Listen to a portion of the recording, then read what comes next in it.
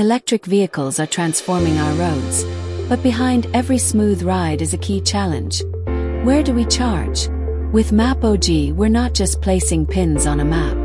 We're using powerful GIS tools to guide smarter infrastructure decisions, like where to install EV charging stations.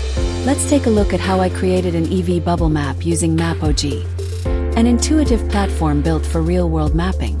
I started by visiting story.mapog.com and creating a new story titled EV Station Analysis, with a short description highlighting the purpose: tracking EV charging coverage.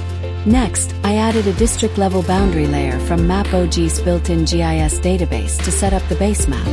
Using the Style Editor, I adjusted opacity so the map layers don't overshadow the data points. Then I uploaded my dataset, a simple Excel file with columns for latitude and longitude. MAPOG automatically detects these coordinates and plots each station on the map with precision.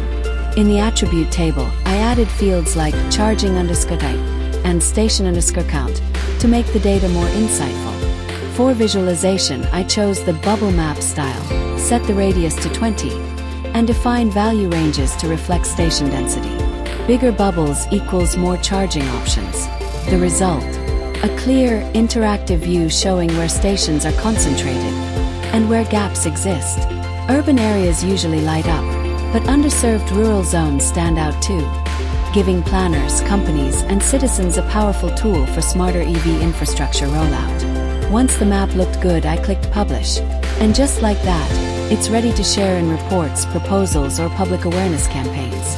If you found this helpful, like, subscribe, and hit the bell for more tutorials. Feel free to contact us at support@mapog.com anytime.